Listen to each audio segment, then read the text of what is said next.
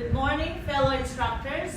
Good morning, cadets and cadet officers of SUROTC. Today, we have a beautiful day and we thank God for giving us this wonderful day. And today, we are going to discuss about the basic first aid. However, today we'll just discuss about the basic life support, the BLS, or the cardiopulmonary resuscitation. Now, can you hear me clearly with this mask? Okay, or I shall remove na lang my face mask isa. Okay. Sige. So, beforehand, before we discuss the basic life support, I just want to discuss some few points about basic first aid. Okay, and what is basic first aid? Of course, this is the immediate treatment or care given to someone suffering from an injury or illness until more advanced care is accessed or when they recover. Okay, so why do we need to give first aid in the first place? This, of course, will preserve life. Okay, when somebody is having bleeding, for example, you are going to control bleeding.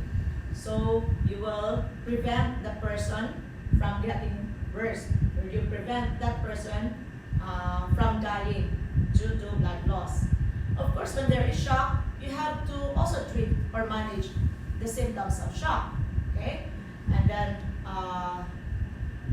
then when the person is having cardiac arrest, of course, we are now going to give cardiopulmonary resuscitation or the basic life support, especially when there is no pulse and no breathing. So that's one of the reasons why we need to give first aid, to preserve life. Secondly is, of course, to prevent injuries or the condition from worsening. For example, there is a wound. So what are you going to do to prevent infection? Of course, clean the wound, no? Disinfect. Okay, and that is one way of giving first aid. And then, for example, also, a person is having a difficulty in breathing. Of course, part of your first aid, you assess what's the reason why the person is having difficulty in breathing. And if you have noticed that the person is not having a proper position, especially when asthma attacks, when the asthma of the person attacks, then of course you put the person in proper or comfortable position. Okay, and thirdly, when you give first aid, third reason is that this will promote recovery. Okay, so when you are there as a first aider, and your mere presence can already relieve that casualty from anxiety. Okay, when you try to encourage the person to, like for example, do relaxation technique and do deep breathing, somehow this can relieve pain and discomfort. And of course, you need to handle the victim from. You need to handle the victim gently, you know, and protect that casualty from extreme cold or extreme heat. Okay? So, for those of you cadets who are willing or who are interested to be part of the corps of medics of this ROTC unit, then pay attention very well, or else you can also train yourselves from other rescue groups. Like for example, the Red Cross, no? Okay, so, but you need to assess yourself if you are really interested, because this would also need patience. And if you really want to be a first aider, you need to be calm, no? And show confidence also. Even if kuyawan ka, but you have to show that you're confident. Or else, your anxiety may also be, that could be contagious, especially to the bystanders and to the victim himself or herself. So, generally, when you give first aid or before you give CPR, you have to remove the patient from danger. Okay, you see to it that the scene is safe. Okay, that's one of the general rules of first aid. Then of course you have to call for help immediately, especially when dealing with severely injured casualties. And you have to treat first those in urgent, or you have to prioritize the victims, especially if you have mass casualty incident or when you have more than one victim. Okay? And of course, for the patients who are unconscious or victims who are who lost consciousness but without injuries, they should be placed in recovery position. Okay, so we will be discussing that later. And of course, you must be organized. No? A competent first aider properly controls the bystanders. Okay, if you have noticed, when there are incidents or accidents on the road, you can see the yellow line, no? Caution. So that is one way of controlling the scene from the contamination of the bystanders. Okay? And you, of course, as a rule, you have to handle the victim properly and carefully, especially during transport, or else you might just add more insult to injury. So unconscious victims must never be given anything to drink. Remember that, huh? And be tactful. Don't give the victim or the significant others a false hope. When, for example, when you are asked, okay na di siya ma'am? And you will say, okay lang. But then, eventually, right there, and then ganit ay namatay. So, ikaw ma-blame sa iyang significant others or family. Ingon ka ma'am, okay ra, namatay lagi. No? So, don't give false hope. Okay, so those are just some of the general rules when you give first aid. Okay, so as a first aider, you must become confident, must also be willing to give or to offer your assistance, especially when necessary, no? And you must be patient. Don't haste. Don't ayaw dali-dali. Ayaw murag makita magud nga napanik ka kung tarang-tarang ka ba, no? So be patient. Okay?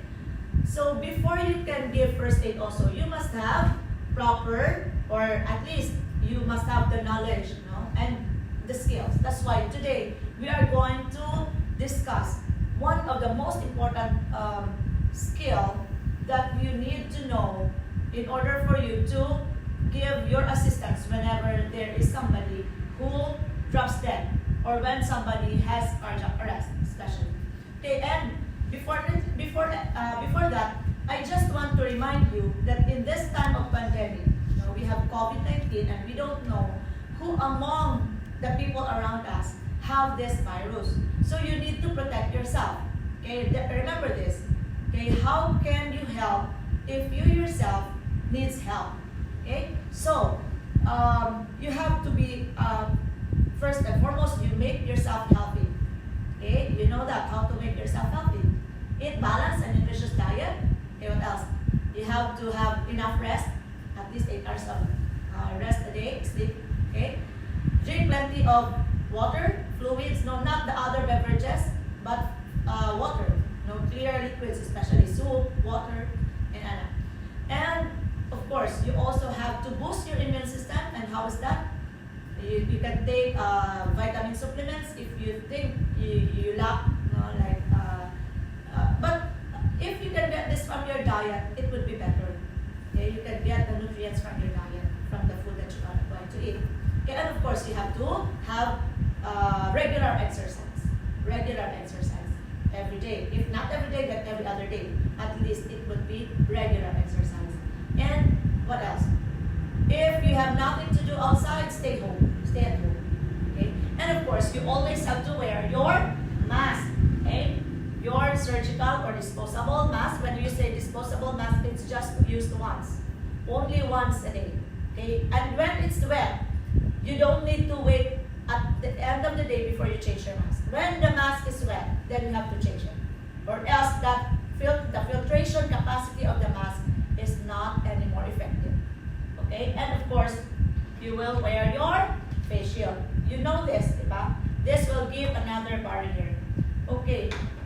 So, those are the basic things. And of course, see to it, especially when you will be handling blood, see to it that you don't have any wounds or cuts on your hands, or else you have to wear gloves. Okay, you have to wear gloves. Okay, so you just remember the basic substance, basic body substance isolation. So you have to protect yourself so that you will not contract any virus or bacteria. You will not be you'll not be sick from the illness of that person that you are going to help. Okay? So you must also have proper personal hygiene. Okay? Before every day, every now and then, you wash your hands. If you cannot see a faucet, then of course you can use alcohol. Okay, alcohol. And then when you do proper hand washing, you have to have the proper technique, of doing that. So all the parts of your hands must be washed. Okay, and it's not just no. It should not be like that. When you wash your hands, as long as when you sing the whole song of Happy Birthday. Now that's why the kids are being taught Happy Birthday to you. No. Okay, so proper personal hygiene, and of course you wear the personal protective equipment, the PPEs. So as I've mentioned, the face shield, mask, gloves, okay, and then the goggles. So if you have the face shield, including the eyes, then you may not need goggles anymore. But in the hospital, they really wear goggles, especially when they do surgeries. Okay, and of course you need your disinfectants like your alcohol, Lysol, etc. Okay, so other first aid skills. I will be teaching you that next meeting because that would take us a very long time, in learning the first aid. So first aid, it would include lifting and moving victims. It will also include bandaging, so the use of tourniquet and a lot more. We will be discussing how to control bleeding. We will be discussing by then how to manage a victim who is going into shock, how to prevent shock. We will be discussing also next meeting how are you going to manage insect bites or snake bites, especially with us in the Reserve Officer Training Corps.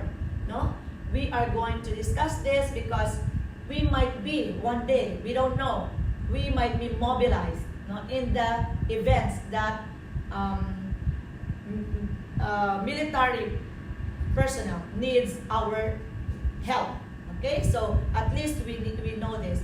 And we cannot deny the fact that this time we already have a lot of calamities, a lot of disasters.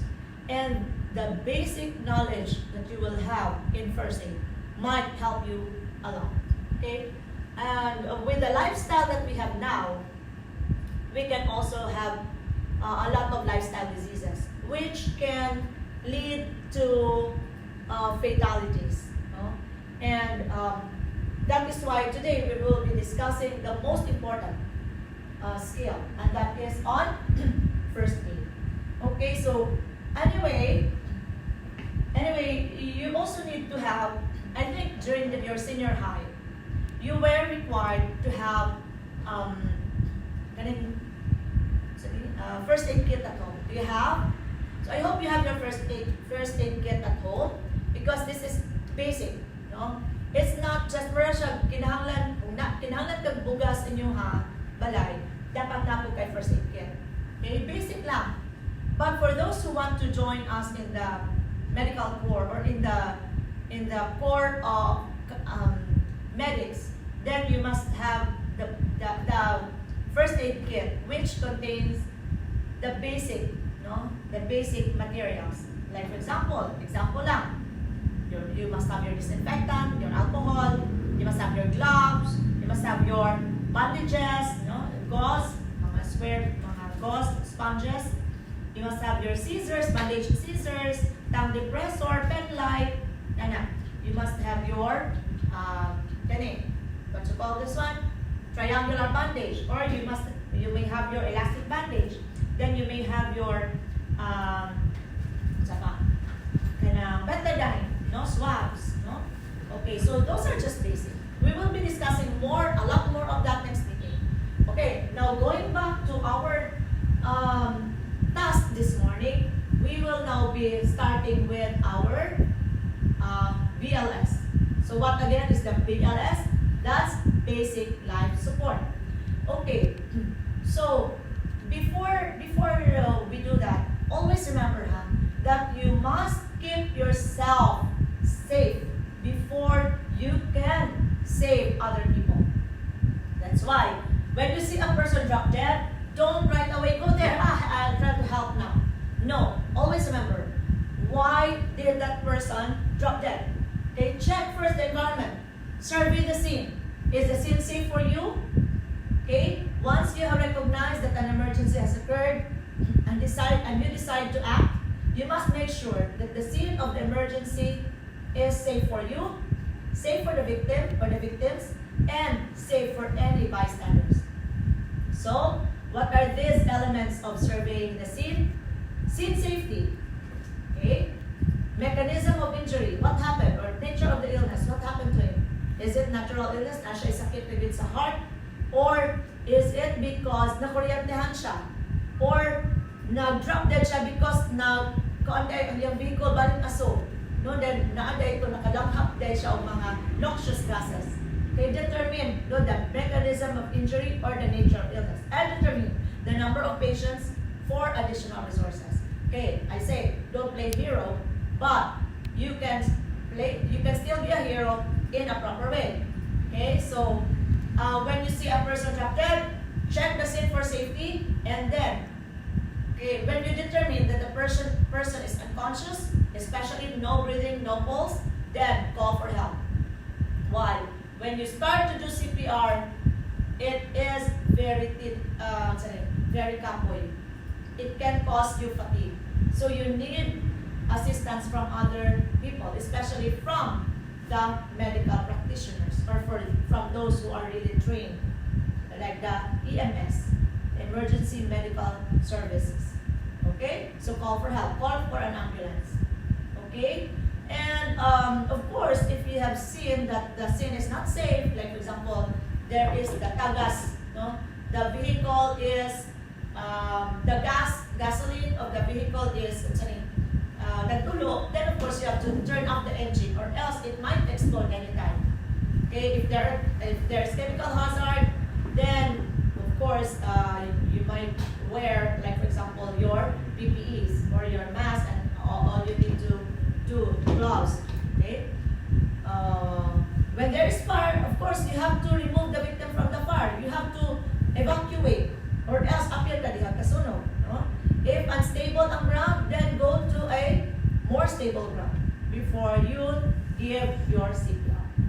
Okay, remember that, Always see to it that the scene is safe for you, for the rescuer, scene is safe for the victim, and the scene is safe for the bystanders or onlookers. Okay, and so that is actually part of the primary survey. No? So primary survey, before you start the actual CPR, check for the scene, if it is safe, then check for consciousness, and check for breathing and for the circulation or the pulse and breathing. Okay, so part na siya sa primary survey. And of course, the secondary survey now would include the interview of the victim when the victim is conscious, and then you will perform head-to-toe examination. So secondary survey. Primary survey again, start from the surveying of the scene, checking the victim if the victim is conscious, and then the third is checking the pulse and the respiration of the victim, and then of course you do the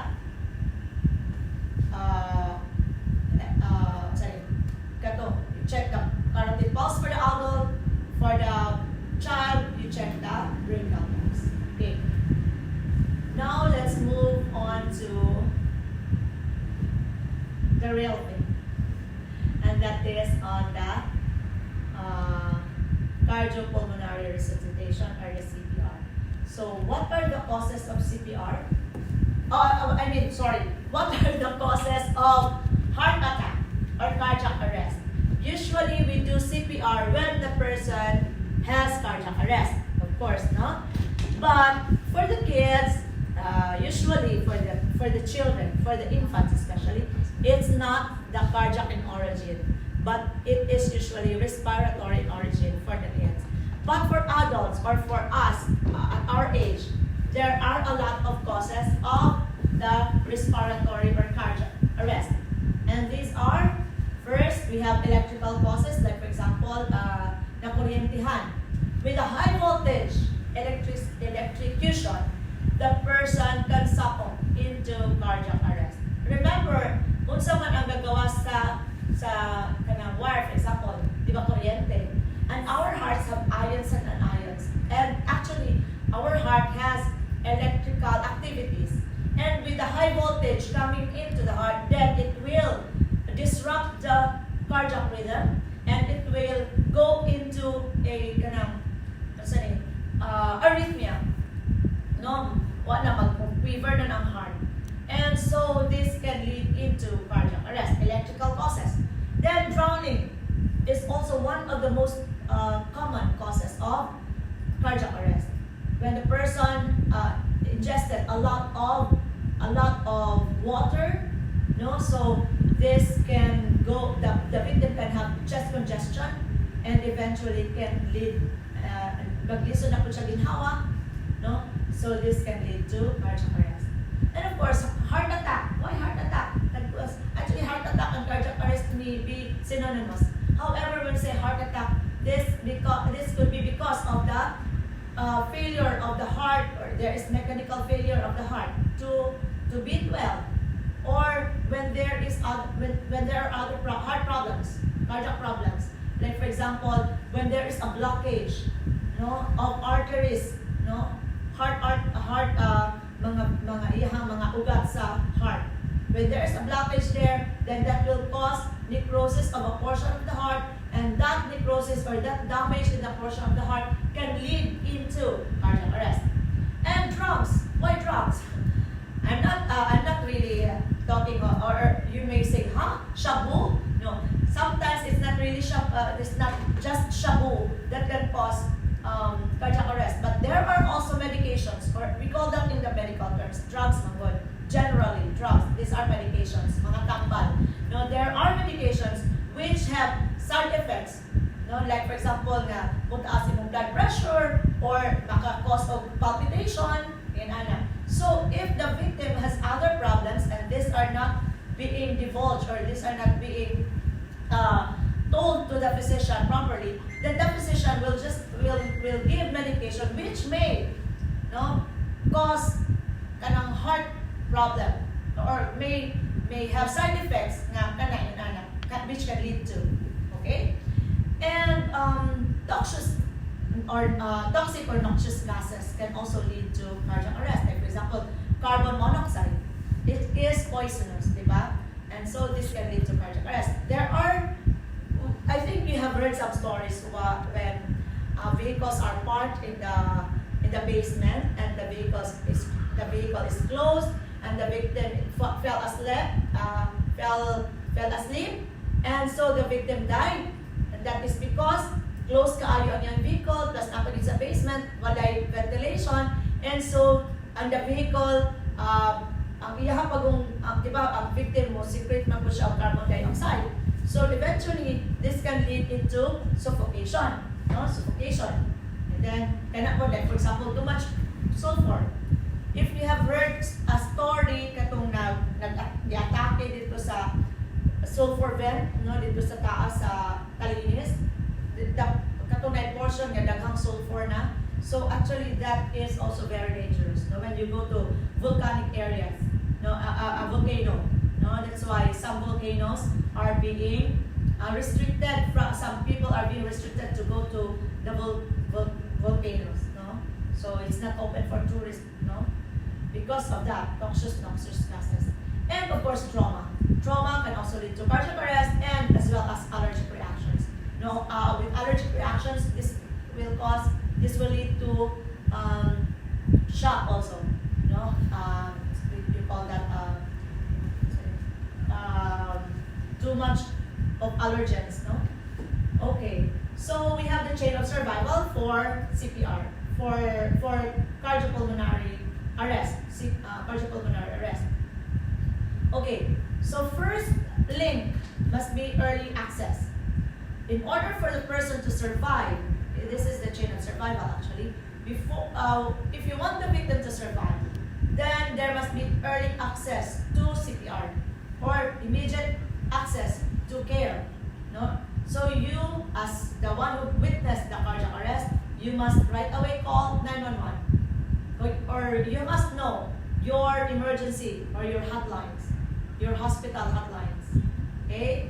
For us in Dumaguete, we already have EMS, the one rescue that we just plugged in that, and of course we have EMS already in Silliman University Medical Center. Okay? And 911 is actually a national emergency hotline. And 911 will just refer you to go sa imong emergency hotline in your area.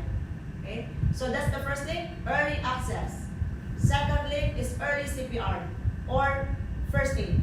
Okay? And that you are going to give that. And then third is early defibrillation. And that is when there is already an EMS on the scene wherein they have with them their AED, automated emergency electrical defibrillator. And then you have your early advanced care. So you are when you do CPR, you can do CPR en route to the hospital. So the victim can be given early advanced care when the victim arrives the hospital early. So remember to pay attention for the history, what happened. Okay, you have to know the nature or mechanism of injury or illness. Okay, you will learn this from the casualty himself if he is conscious or if she is conscious, or you will know this from the bystanders. Okay, you have to know also the symptoms, and this will be told to you by the casualty himself or herself. The casualty or the victim himself will tell you. And look for the signs. The signs are the ones that you can see yourself. Okay? So example of the symptoms, the victim will say, sakit akong kilid or sakit akong ulo. That's a symptom. You cannot see that, but the victim can tell you that. Okay, that's a symptom. A sign is, sakit niyang, di ba symptom, sakit niyang ulo. Ang sign would be, taas ang iyang blood pressure. Or symptom would be, a sign would be, grimacing face. Kapulis maot ang naong because of pain. So those are the signs. Mayroon po siya nga, kakuyapon ko. That's a symptom. But the sign could be profuse bleeding. You can see the bleeding profusely, no? So that's a sign. Okay, sign of victim going into shock. Okay, so what are the early warning signs of heart attack? Prolonged, compressing pain, or unusual discomfort in the chest. That's one. Dugay na, sometimes cardiac arrest won't happen right there and then. Naana siya mga tawag tao previous na mga signs, no? Like sigig sakit yang dughan or lisod ug ginhawa, no? Discomfort in the center of the chest.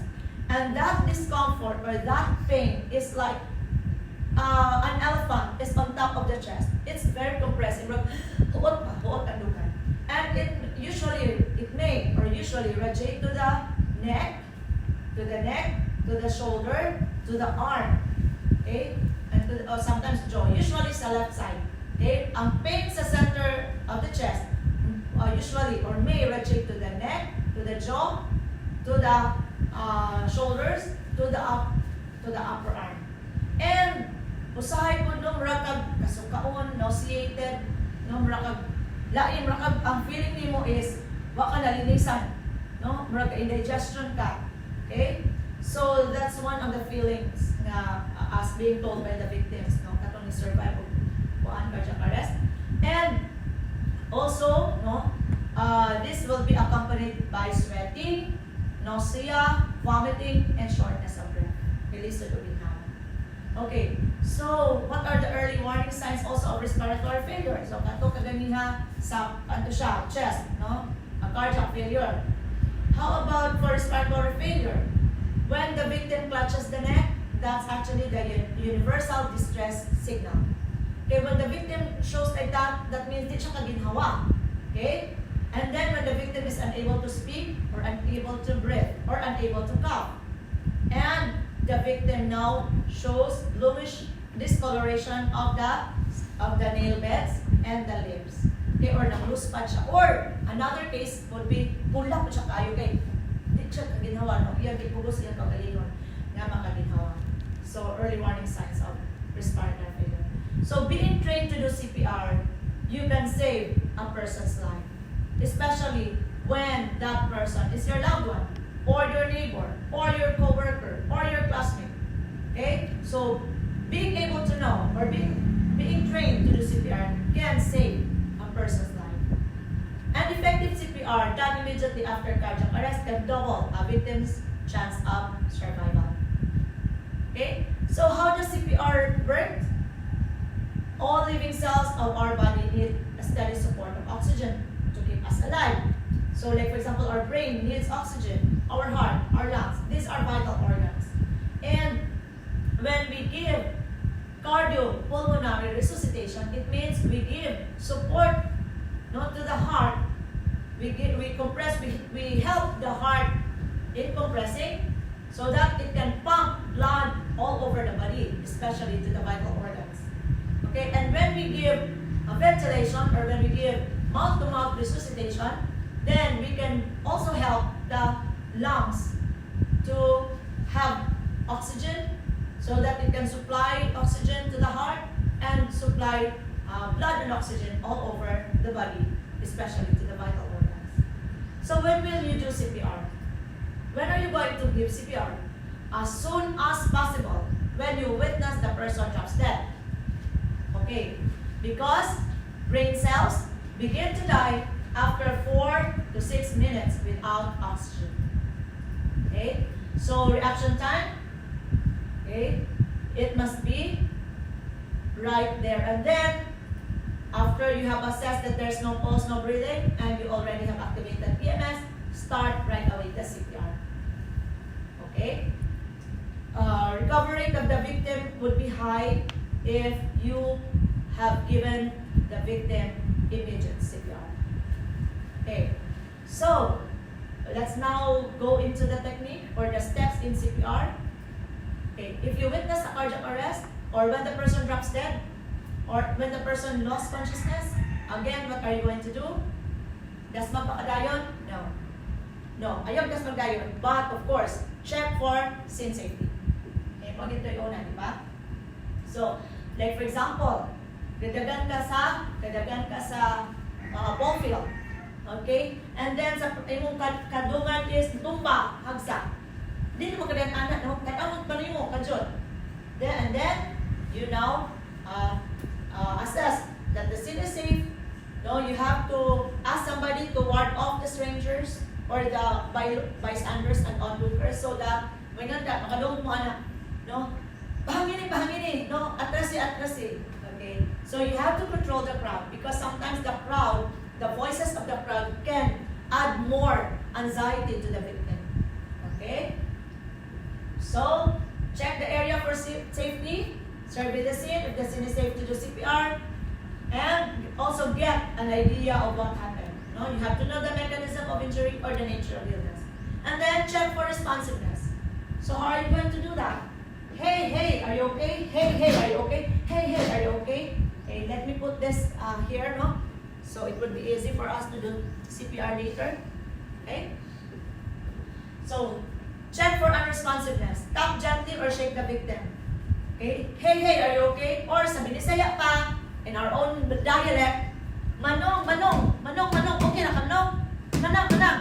No? Dire, tap gently on the chest. Pero kung baby, kung saan mo, baby, are you okay? No. Kung baby gani, you will tap the sole of the feet. So, napalapa ba? No? Tap the sole of the feet. Baby. Okay, kung mo-cry na siya, meaning conscious.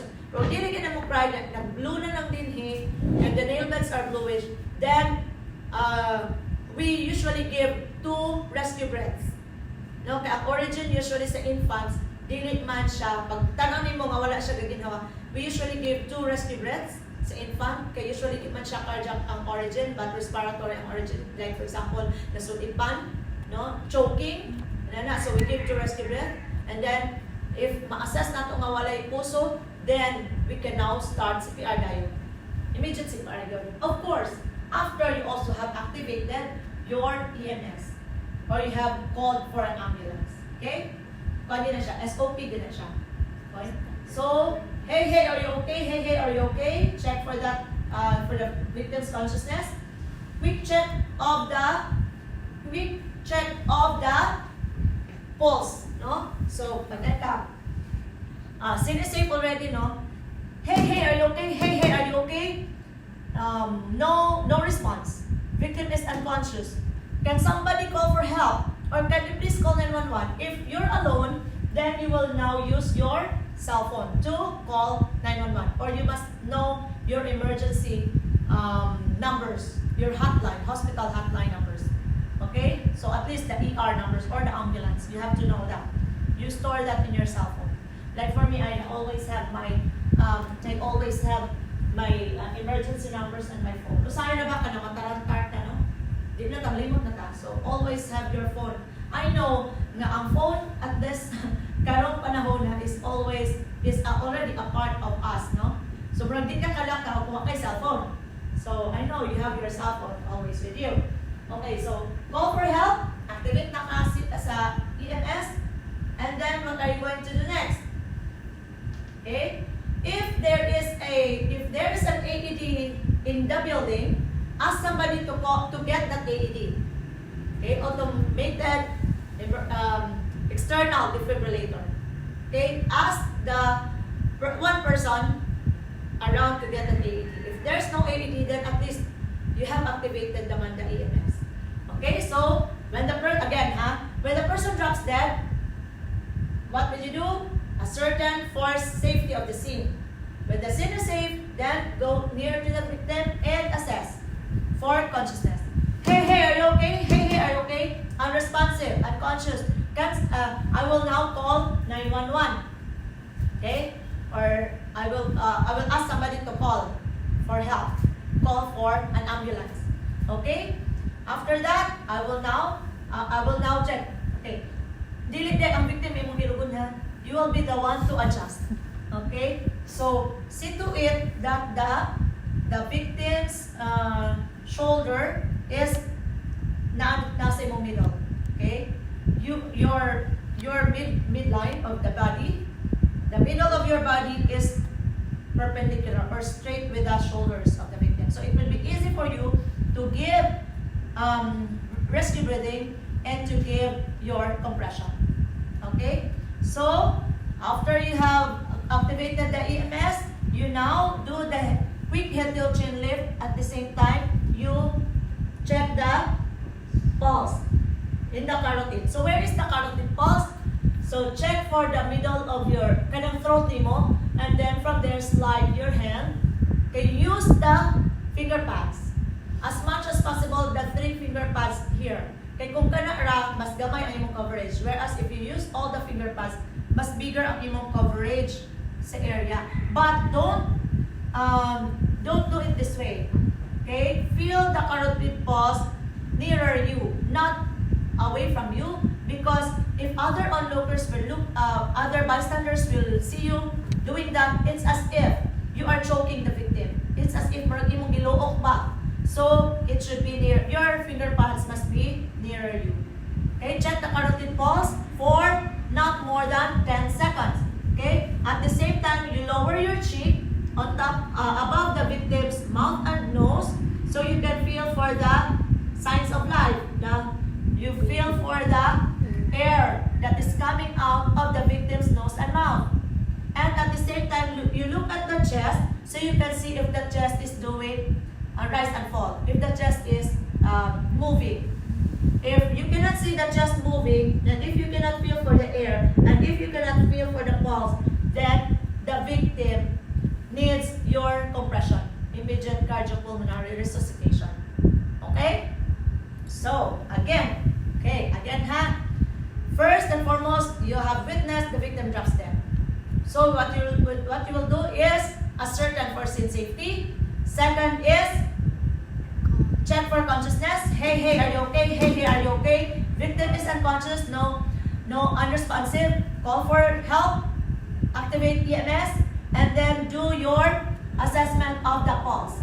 Okay, so 1, 2, 3, 4, 5, 6, 7, 8, 9, 10. Victim has no pulse and no breathing. I will now start compression. Okay, so when you do compression, how will that be? Okay, locate the center of the chest. Okay, that's why you also have to ward off the bystanders. You have to ask somebody to control the crowd because you are going to open, especially if na kay AED, because you are going to attach the leg, no, of the AED. So i-open mo na yung chest. Okay? Then para walay malis yun, no? You also have to act confidently. You have to act as if you know what you're going to do. Okay, don't panic, no? So, your usahay ka na nasa emergency situation, di na ta maka-gloves. But for as long as na kay alcohol, you can use you can alcoholize. Always remember lang yun. You can alcoholize, no? That's why as first aider, you must always have your alcohol. Even if you're not first aider, at this time of pandemic, you must always have your alcohol with you. You must always have your mask with you. And you must have your not necessary gloves. No? Kung first aider ka, na din kay gloves. No? So, we can opt, okay, kami, being part of the, and also a nurse, part of the nurse corps, and I'm one of the members of the rescue group. So, I have this, okay, the face mask. So, so that I can, dili na ako madiretso ang akong mouth sa iyang mouth, no? I will be using this one. Or, you can also use a face shield. Or you can improvise. No, para dili ka directly. Kani siya, for demo purposes na namin, it has not been used for a long time. So, there is a filter here. One-way filter. I can breathe through this. Okay, there is a, there is a, sign, no? Instruction. So, this side up. So, you are going to cover that. Okay, and then kani siya tulong sa mouth so that you can blow here. Okay, pero with the face shield, of course, no, ma-lessen ang imo oxygen na ma-deliver with the use of this. And mas better ni siya kung kani gamiton. No, kay makuan magidi mo tanan, no? Kani siyang a little bit sharp, nana siya sa nose. And then when you hold this one, usually no kay i-attach ko ni siya og kung na kay ang bubag, dili na siya i-attach. So dili na ka mag-mouth-to-mouth resuscitation, dili na lang kayo na lang ipag. No? So i-attach na siya diya. So si ang pagkupot anak C formation sa imong hand. No? Anak. Para nga makuan gyud siya, ma-capture gyud nimo ang nose o ang mouth. And then dili na ka mo blow. No? Pero kung without this one, then of course you just have pinch, head tilt, chin lift, pinch the nose, encircle the victim's mouth with your mouth, and then blow. Okay? Pero kung baby gani, encircle both the nose and the mouth. Kaya gamay man niya hangkwan. So blow kanya, dili po ang full blow sa baby, dili po, or else, mupurot na niyang tiyan. Okay? Kung baby, ang imong anak ay puff lang. Ano lang ba? Pero kung adult, then you give full blow. Okay, pinching the nose and the mouth. Yeah, that's for the ventilation. Okay, so going back, when you give your compression, okay, again, asa to ang location, center of the chest, usually between the two nipple lines. Mani ang nipple line diri, di ba? Okay, mani siyang nipple line. Then you place the heel of your hand, ha? Heel of your hand, dili ang whole palm. Not the whole palm, anak. Heel of the hand on the center of the chest in the sternum. Okay? You can feel your sternum there. That's actually for smooth part. Pero murag na siya, gaburot gamay din ha. That's a cartilage. Okay? So, you place your hand there and another hand on top. Okay? Whichever you're comfortable. Either left or right. Kung right-handed ka, usually the right hand is on top of the left hand. No? And then, you must have your imong legs, imong i-separate gamay, feet apart, the legs apart, so that you can have better balance. Kaya kung mag-ingon anak ka, close kayo, sa imong legs lisod. No, and then if there are bystanders nga mangisyoso, pwede good ka madamagan, you will fall right away. But if you have better balance, like no, so better ang imuhang execution po sa CPR. Okay, place the heel of your hand on the center of the chest between the two nipple lines, and you have to lift your fingers. Dili siya murag kagkupot sa iyang breast. No, should be your hands must be off the chest. Only the heel of the hand is touching the sternum. And then your compression, when you do compression, your elbows must be straight. Lock the elbows, and you get the weight from your upper body, and you use your pelvis as the fulcrum. Okay, don't be a rocker. Dili put It's not like that. So the heel of your hand must be steadily placed there. Okay, and then the weight must be coming from your upper body. Okay, and then straight na siya. Do it smoothly and fast. Push hard and push fast. Push hard. You push as the depth must be 2 inches from the sternum. Okay, murag 2 inches. Anak kalalmod. Para maabot yun sa imuhang compression ang heart. Push hard, at least 2 inches in depth. Push fast, at least 100 compressions in 1 minute. Okay, kay normal nimo nga pulse rate is 60 to 100. And we have to reach that as much as possible. So you will give 100 compressions in 1 minute. Okay? So, ano na siya? Actually, you can opt now with the 2015 guidelines, 2015 protocol of CPR. There is already an option to give hands-only CPR. You can opt not to give mouth-to-mouth resuscitation. So, you can just give 100 compressions in 1 minute, and then you check the pulse. Okay? Pwede na ka. It would be better, no, doing hands-only CPR than doing nothing at all. Okay? At least with your hands-only CPR, usay ba? Gilgigan ta, no? Mag-mouth-to-mouth ventilation niya, at kailangan ng tao. Or even kaila ta, close kayo ta. Nya, mag-mouth-to-mouth resuscitation ko niya. Ang mga nakaila, murag nilnig, no? Nya, wala ka kabalon sa sakit. So, if you are hesitant on that, at least you give your hands-only CPR. 100 compressions. And mind you, it's very tiresome. It's very tiresome. That's why you have to activate EMS beforehand. Or else, basig ikaw na po itabangon. No? You must know your capabilities. Okay? So, because this is really tedious, very kapoy yun siya, tiresome siya. But at least, it is a noble act to do. No, when you help somebody, especially if that person you are going to help will survive. Okay? So again, what is that? Your elbows must be locked straight. Okay? Your shoulders are perpendicular to the sternum. So that means you have to lean forward. Okay? Lean forward. And ayaw gatugi mo pasyente ha. Okay, ayaw gatugi. Okay, lean forward. Okay, and then locate the center of the chest. Put your other hand on top. Hands must be off the chest, and then like that. So you can now give CPR. No, with the heel of the hand steadily placed on the chest. Okay, I will give first the 30:2. 30 compressions and 2 ventilations. Wait, I will just have to alcoholize the mouth of the kid. And rescue where's the eye, as much as possible, no lipstick. No? Especially if you are going to give mouth-to-mouth resuscitation. Okay? Anyway, this mannequin is mine, so I won't be afraid of any virus because I'm the one using this one. Okay. So, again, review ha. If the person drops dead, see the safe, check for consciousness. Hey, are you okay? Hey, are you okay? Victim is unconscious. Can you please call for help? Can you please activate the EMS 911? Or if I'm alone, I will call. Okay? And if there's an AED, get the AED.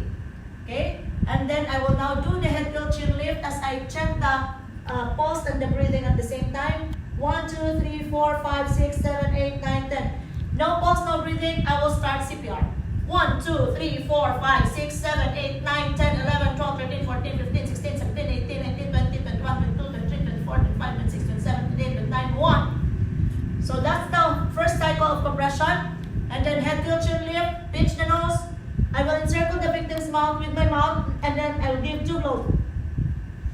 Blow, blow. Okay, when you give blows, okay, you give your blow after you inhale, and then you exhale, and then you give your blow, and then you allow the chest to recoil. No, you have to see. That's why I will blow and then like that, because mo gawas mo tong air, di ba? Pag blow ni mo, ayaw katubang gyapon sa dinha. Why? Because ikaw po mo lang sa iyang air coming from the mouth. Kaya mo lang siya ga-breathe, di ba? Imuha siya gipa-inhale, pag exhale ana ato sa imong tanan. That's why pag exhale ana niya ana ka, gatanaw ka sa iyang chest. So that ang air dili nimo diretso sa imong mouth pod. Okay? So again, the 30 compressions, and then give now the 2 ventilations. Pinch the nose, head tilt, chin lift, encircle the victim's mouth with your mouth. Blow. Okay, just allow the air to come in. Ayaw na tugian ng liog ha. Dili ka mukapot sa chin. Okay? Kaya di mo man siya i-open. Okay? Ganun ka. Anak, no? Open, head tilt, chin lift, head tilt, chin lift. Anak. Okay? So, dili ka sa chin. Dili sa liog ha. Sa chin. Head tilt, chin lift, pinch the nose. Blow. Okay? Allow the chest to fall. Blow again. Okay. And then second cycle. 1, 2, 3, 4, 5, 6, 7, 8, 9, 10, 11, 12, 13, 14, 15, 16, 17, 18, 19, 20, 21, 22, 23, 24, 25, 26, 27, 28, 29, 2. Second cycle. Okay, give 2 ventilations. 1, blow. Okay, third cycle. 1, 2, 3, 4, 5, 6, 7, 8, 9, 10, 11, 12, 13, 14, 15, 16, 17, 18, 19, 20. 1, 2, 3, 4, 5, 6, 7, 8, 9, 3. Okay, ventilation. Blow, blow. Okay, fourth cycle. 1, 2, 3, 4, 5, 6, 7, 8, 9, 10, 11, 12, 13, 15, 16, 17, 18, 19, 20. 1, 2, 3, 4, 5, 6, 7, 8, 9, 4. Blow, blow. Okay. 1, 2, 3, 4, 5, 6, 7, 8, 9, 10, 11, 12, 13, 14, 15, 16, 17, 18, 19, 20. 1, 2, 3, 4, 5, 6, 7, 8, 9, 5.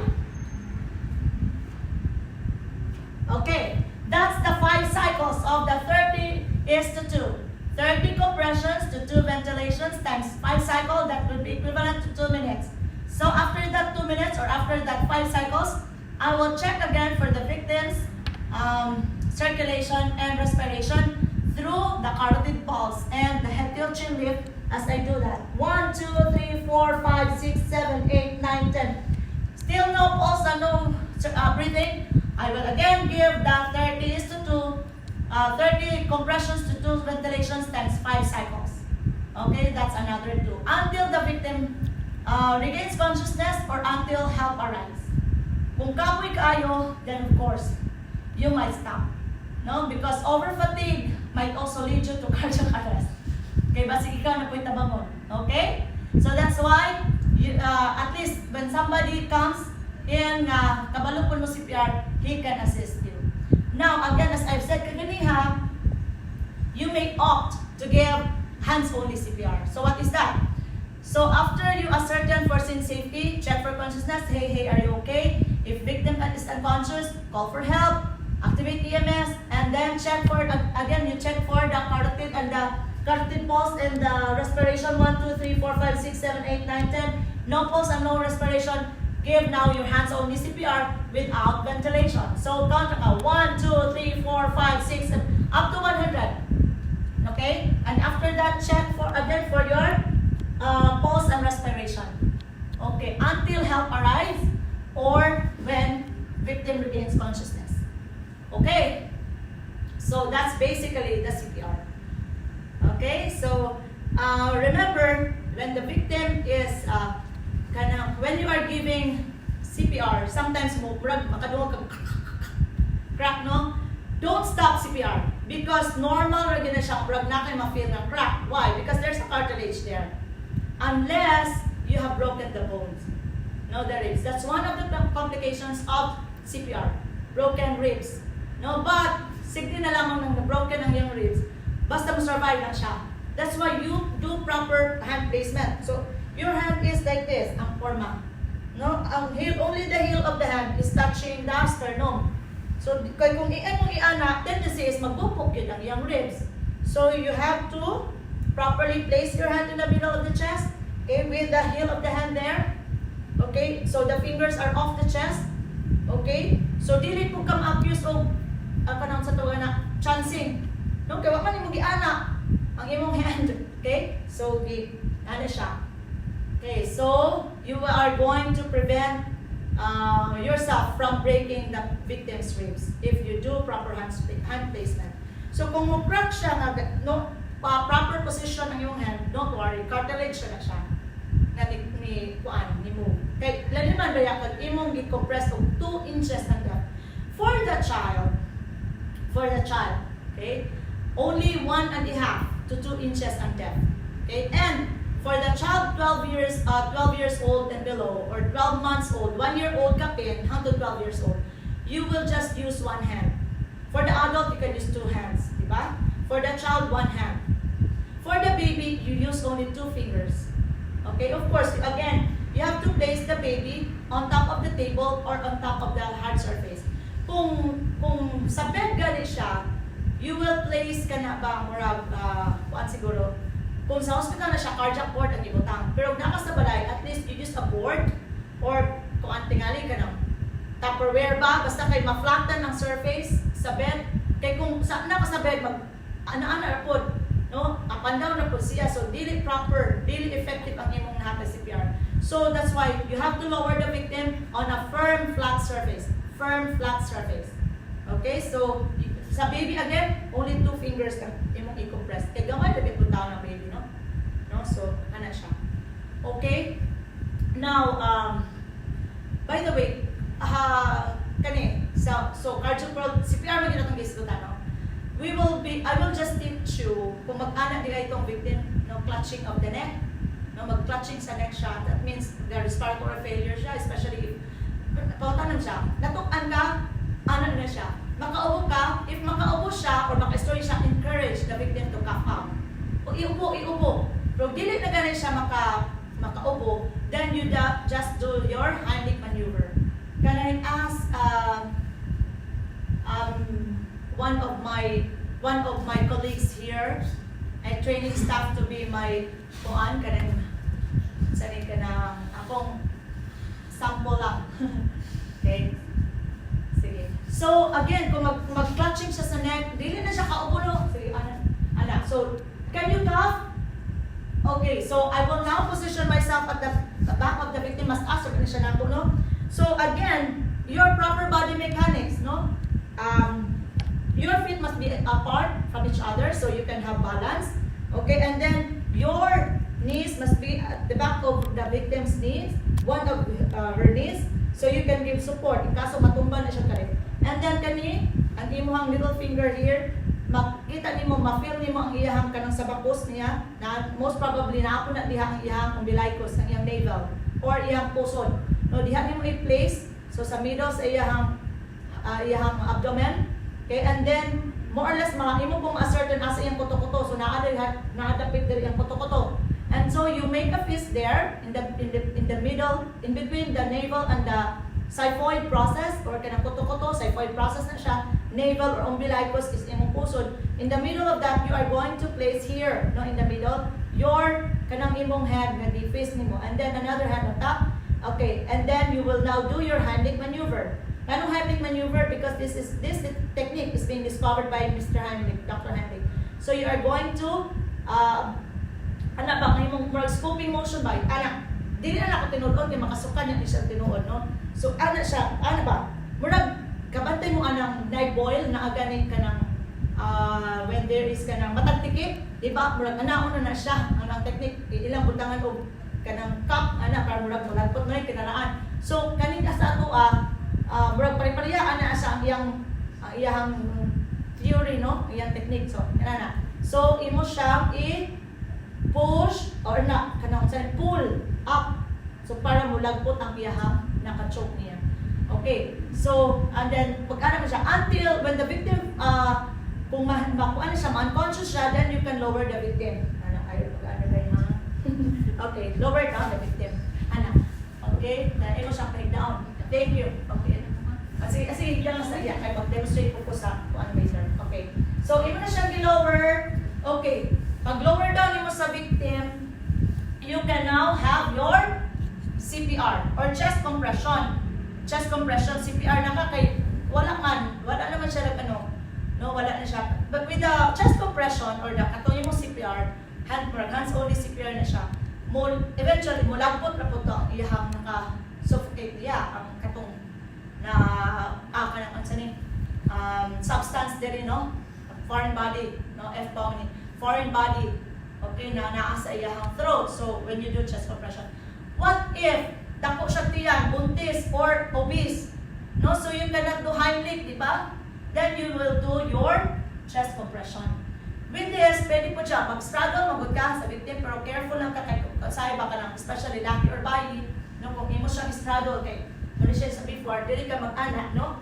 And then you do your abdominal, imo struggle, gid ka, no? Muraglain ka siya kung laki bayi sa, so imo siyang i-anak of abdominal thrust.